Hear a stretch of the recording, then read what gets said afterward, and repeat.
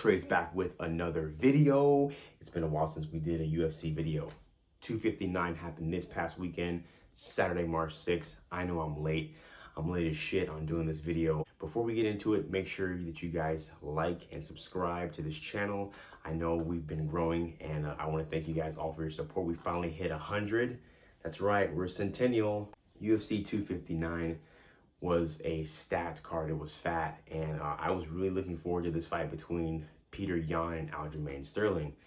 Now, the fight was going good. It was a good back and forth fight. Yan was up, I think, 29-28 on the judges' scorecards going into round 4, so completing those first 3 rounds. Now, to jump right into the controversy, so I thought, first of all, Petr Yan was robbed because, frankly, he wasn't beaten. Sterling did not beat Yan.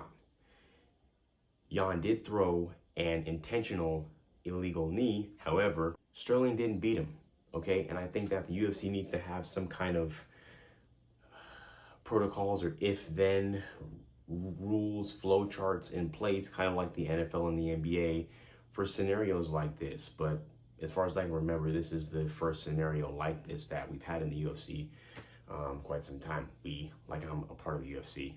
I have a poster in the back. Sterling went in, he threw a head kick off of some kind of a combination, but he threw a head kick to Yan. It connected, didn't really phase Yan.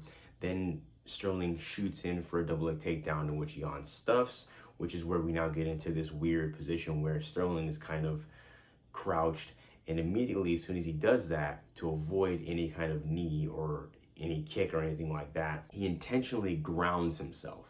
Sterling, he was legally and officially grounded. However, he was also blatantly tired, and I believe that he intentionally grounded himself. Another thing that Sterling didn't do, which UFC fighters or mixed martial arts are supposed to do at all times, is defend themselves. Sterling put himself in a position where it was almost like he was trusting Yan not to hurt him or not to knee him or punch him in the face. He didn't even defend against punches. He didn't even lift his head up. Like, I don't know about you, but my natural reaction when somebody puts their hand or forearm or whatever on the back of my neck is to lift up with my neck or do something.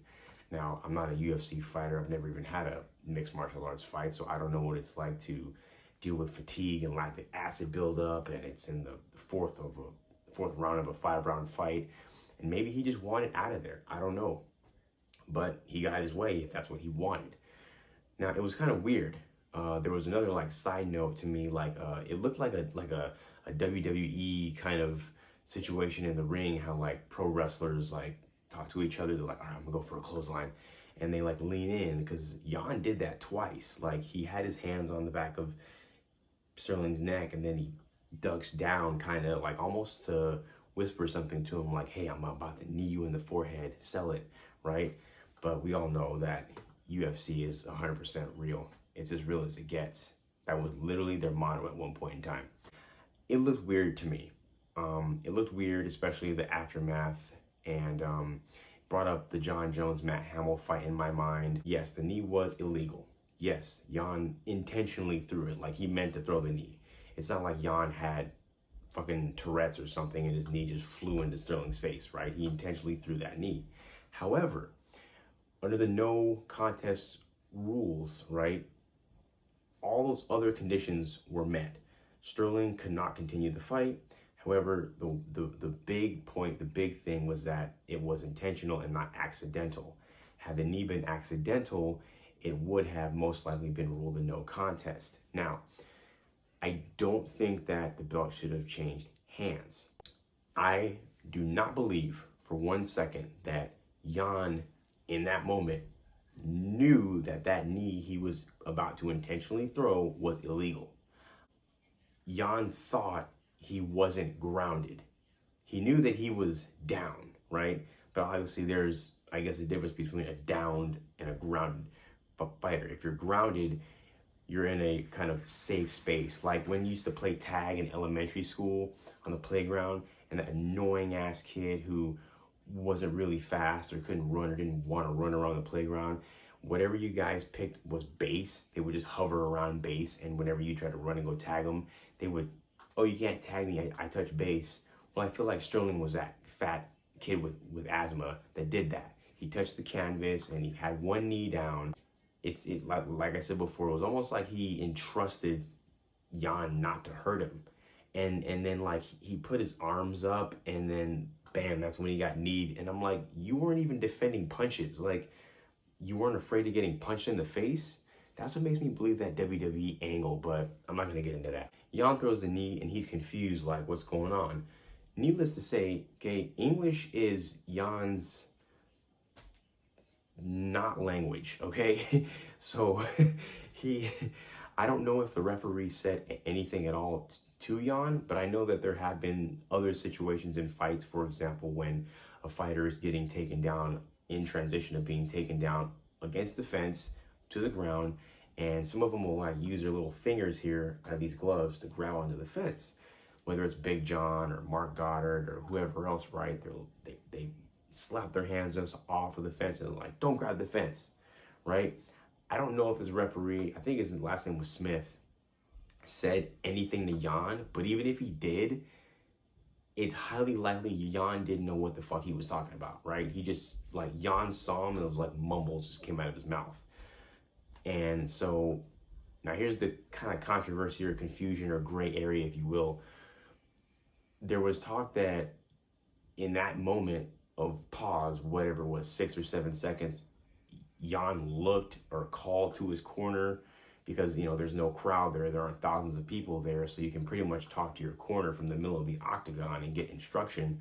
Yan called to his corner, and I guess he asked them in his native tongue, like, is he grounded, or like, can I hit him?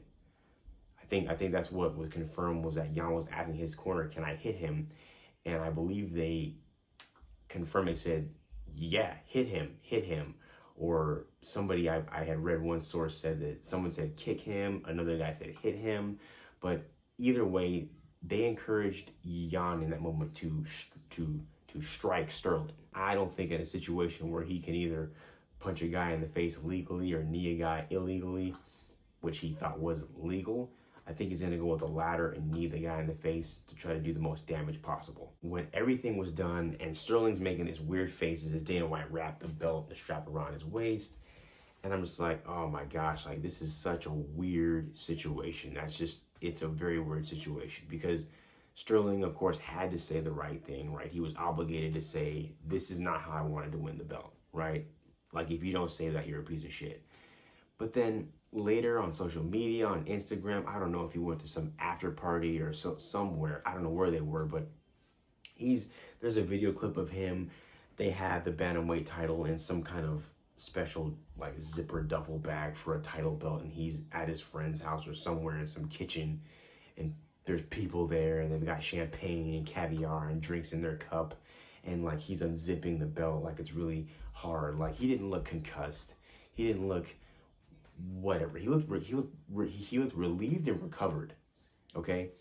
And Henry Cejudo made a cameo appearance, and I guess they did some stare down, and there's some talk of a fight between them, whatever. The bottom line is, Petr Yan got robbed, because as Ric Flair said, to be the man, you have to beat the man. I wear a $15,000 Rolex! And what the UFC has done now, you know, to give them the benefit of the doubt, maybe this was the first time in a long time, or the first time at all they encountered a situation like this. So maybe they made the best of what they could do. Yes, it should have been a disqualification because Sterling couldn't get to his feet. I just don't like the situation. I don't like the fact that there's a bantamweight champion that did not earn that title. He didn't knock out, he didn't TKO, he didn't submit, he didn't outpoint the current champion, or the then champion, to win that belt. And it's such a weird situation, and I don't like that. Even DC, I guess, was even responding to some of those photos of Sterling posing and smiling with the belt, saying, you know, it's not a good look and you shouldn't boast with that title. But it's like, DC, like, what do you expect him to do? I mean, you know, if you're a UFC fighter, that's it for you, right? To become champion. And it's just like, now he's all over social media these past 4 or 5 days, like defending himself and, you know, shaming Yan and saying he should have known, he shouldn't have done that, he shouldn't have thrown the knee. Here's what I think should be a new rule in place moving forward. I think if a challenger or a fighter throws I can't even say intentional illegal strike, but here's what I think should happen in this situation. Given these circumstances, right? Yan, English is not his first language, okay? Maybe there was some confusion or miscommunication between him and his corner. I highly doubt, and I think the UFC should give their champion and rule this in his favor, give him the benefit of the doubt. The man had no reason to throw in an illegal strike intentionally. He wasn't down on the scorecard, so it's not like he was looking for a way out of the fight. He was winning the fight, which is probably the biggest reason why I say he should still have the title, because in a situation like that, it's almost like you need a tiebreaker, and I feel like that objective tiebreaker was the judge's scorecard, which Yan was up 29-28, 29-28, and then Sterling had won round 3 and they were in round 4. And so all in all, like I said, Yan got robbed, Yan got screwed, and frankly, it's not written in stone that they're going to get a rematch. You know, Sean Shelby or the matchmakers and Dana White, they probably just put together fights that they think makes sense to them or they think the fans want to see.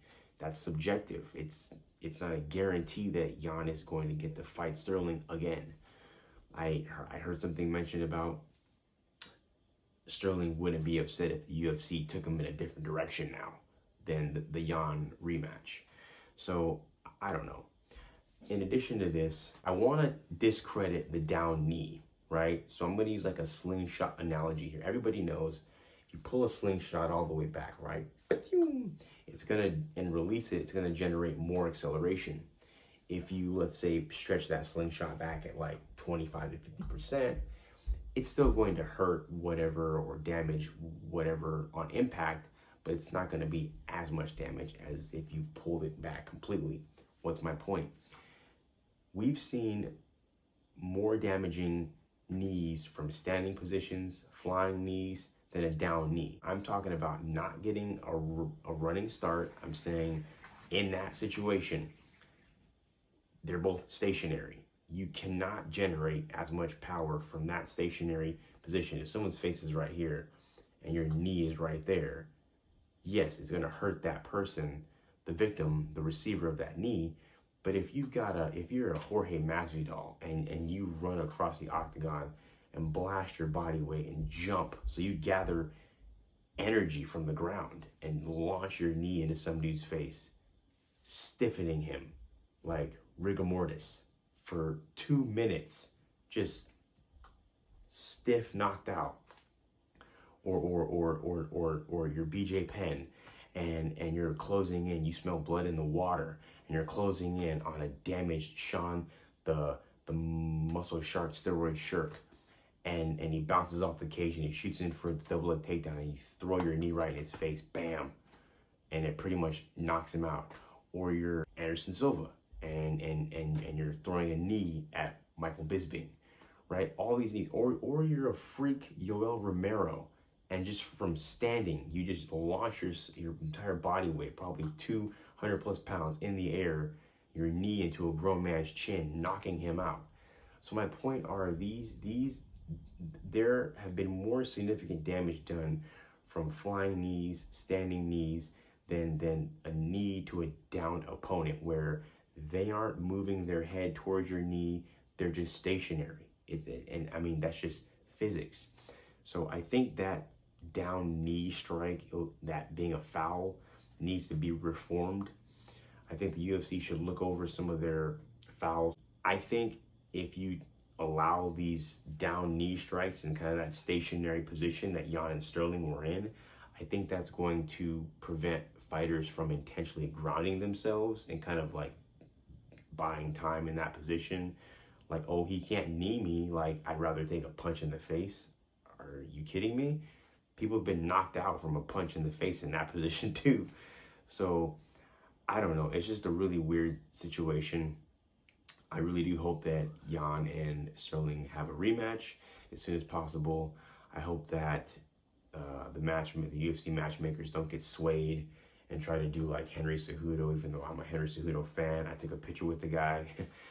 I hope they don't try to do like Henry Cejudo and Sterling, some super fight or something like that.